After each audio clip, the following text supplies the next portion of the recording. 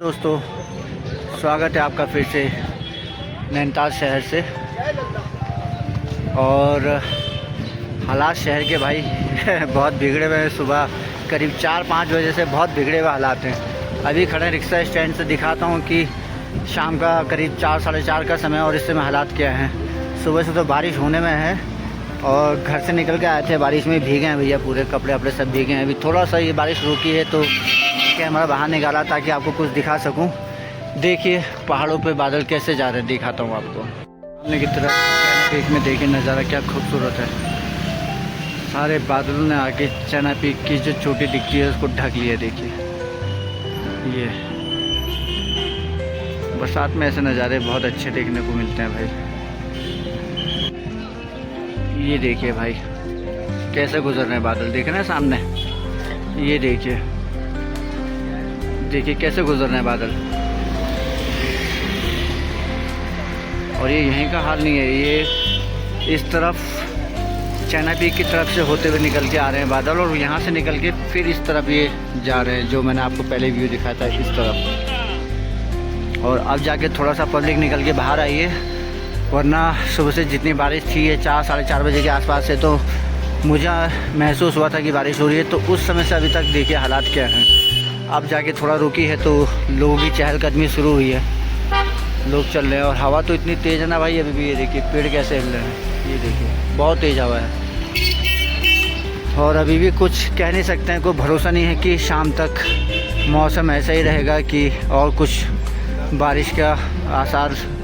वैसे बताई तो है कि शाम को बारिश और हो सकती है, लेकिन देखते हैं तब तक कितनी बारिश होती है। फिर अभी कुछ और नज़ारे मैं इसमें एडिट करूँगा, तब तक बने रहेंगे। तो भाई लोगों देखिए एक ही दिन के अंदर, सुबह से शाम के अंदर मौसम ने कितने रूप दिखा दिए अपने। देख रहे हैं सामने की तरफ एक धूप, पूरे दिन भर जो बादल बरसे थे अभी इस समय धूप दिखाई दे रही है। और इस तरफ भी देखिए हल्की सी मौसम की चमक दिखाएं, इस तरफ से सामने से रोशनी पड़ रही है सूर्य देवता की। और उधर चाइना पीक की तरफ बादल। मौसम का परिवर्तन है भाई साहब, ये देखिए। हाँ जी, चलिए कुछ और नए नज़ारे साथ में। तो भाई पूरा दिन बिताने के बाद अब समय है घर जाने का और शाम की जो है साग सब्जी लेते हैं और घर को निकलते हैं। और बड़ा बाज़ार क्षेत्र में है, अभी मार्केट एरिया में है और एक नई दुकान खुली है। देखिए मेरे पीछे, देख रहे हैं बर्गर सिंह करके। ये बर्गर के लिए लग रहा है मेरे को फेमस होगी दुकान, अच्छा चलेगा यहाँ पे। तो जो भी साग सब्जी है वो ले लेते हैं भाई और निकलते हैं फिर उसके बाद घर को। और आज दिन भर जो कुछ भी हुआ है, मौसम ने जो अत्याचार किए हैं पब्लिक के ऊपर, वो तो अलग चीज़ थी। चलिए आगे कुछ और दिखाता हूँ आपको। देखिए बड़ा बाज़ार क्षेत्र में है अभी, तो ये बड़ा बाज़ार क्षेत्र में आ गए हैं, मार्केट की तरफ कुछ ख़रीदारी करने के लिए निकले हुए हैं।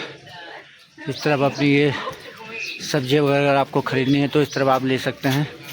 काफ़ी पुरानी दुकान है ये हमारी। सामने हमारे बैठे हैं ऑनर, सामने नमस्कार कर रहे हैं आपको। नमस्कार है जी। चलिए आगे और दिखाते हैं दुकान। इस तरफ भी अपनी एक ही शॉप है। ये देखिए सामने हमारे किशन नेगी जी खड़े हैं सामने, ये भी अपनी सब्ज़ी की एक दुकान है, यहाँ से ख़रीदारी कर सकते हैं आप। और थोड़ा आगे चलते हैं। अब भाई सब्ज़ी की ज़रूरत तो सबको ही को पड़ती है, तो मैं भी एक सब्ज़ी ले लेता हूँ मार्केट से, फिर उसके बाद बात करते हैं आपसे। तब तक बने रहेंगे मेरे साथ। तो भाइयों एक बात मैं कहना चाहूँगा आपको कि मेरा अपनी फैमिली से कहना है, जो मेरा परिवार है उनसे मेरा कहना है कि भाई जब तक मैं जीवित हूँ तो वो चीज़ मेरे को खिला दो जो मेरा खाने का मन है। अब अगर कल परसों नरसों में अगर मेरी मृत्यु हो जाती है और उसके बाद फिर तुम मुझे वो खिलाने का प्रयास करते हो तो उसका कोई फ़ायदा नहीं है। अब देखो जब तक मैं जीवित हूँ मैं कह रहा हूँ ये खिला दो, आप मना कर दे तो किसी वजह से कि नहीं हो पाएगा। और जब मैं मर गया उसके बाद आपने कहा कि भैया इसको तो ये भी खिलाना पड़ेगा, ये भी खिलाना पड़ेगा, इसकी इच्छा थी।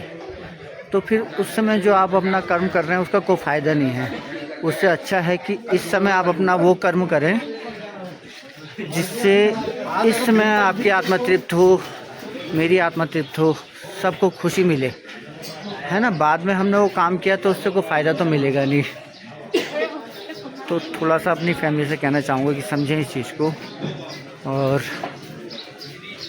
अब किसी के जाने के बाद हमने 3600 कर्म करके उसको खुश करने के लिए हमने सारे पकवान बना के खिला दिया, जबकि उसको जीवित रहते हमने उसको पूछा नहीं, तो उसका कोई ज़्यादा इतना फ़ायदा मिलेगा नहीं।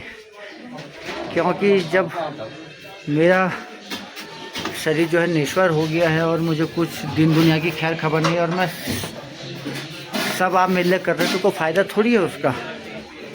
तो थोड़ा सा समझें इस चीज़ को। ये मेरा उन सब से कहना है जो लोग ये सब इस चीज़ में लिप्त रहते हैं, सब इस कार्य को करते हैं। चलिए, एक ये मैसेज था मेरा उन सब के लिए, फिर आगे कुछ और बताता हूँ आपको। तो भाई जब बाज़ार में था तो कुछ बातें आपने वो सुनी जो मैंने आपको बताई हैं और वो सच हैं। तो थोड़ा सा कुछ बात और बताता हूँ भाई कि अपने परिवार से कहना चाह रहा हूँ ना मैं। तो ऐसी कुछ घटना घटित हुई हैं तो मैं ये आज मुँह से निकल रहा है मेरे, तो भैया संभाल के चलो, सारी वो स्थिति परिवार में बना के चलोगी जिससे आप भी खुश रहो, मैं भी खुश रहूँ। वरना कुछ दिन में स्थिति ऐसी हो जाएगी।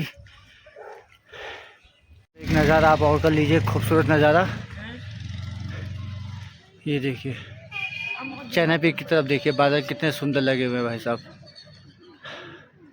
मनमोहक दृश्य है। चलिए कुछ और दिखाता हूँ आगे आपको। पहाड़ों में जो पता है ना पेड़ इतने ज़्यादा कैसे होते हैं, देखिए कि पेड़ पुतली का बहुत बड़ा हो जाता है भाई। ये पेड़ बहुत बड़ा, जितना बड़ा पेड़ ये सामने देख रहे हैं इतना बड़ा हो जाएगा, खुद ब खुद होगा है। कुछ पेड़ और दिखाता हूँ जो खुद ब खुद हो गए हैं। ये देखिए ये लाल पत्ते और दिख रहे हैं, ये भी पेड़ हो रखे हैं। अगर ऐसे पेड़ उगते रहे ना भाई तो ये जो पहाड़ों में पेड़ों की कमी हुई है और जो बर्फ़ नहीं गिर रही है ना, वो परिस्थिति नहीं रहेगी। दोबारा से पहाड़ों में बर्फ़ गिरनी स्टार्ट हो जाएगी नैनीताल के अंदर। चलिए भाई, इन चीज़ों के साथ, इन बातों के साथ, इन जानकारी के साथ मैं अपने आज का ब्लॉग समाप्त करता हूँ और अपने भगवान से दुआ और एक आशीर्वाद की कामना करूँगा कि आप सबका परिवार खुश रहे, मंगलमय उन सबका जीवन हो, आप सुरक्षित रहें, निरोग रहें।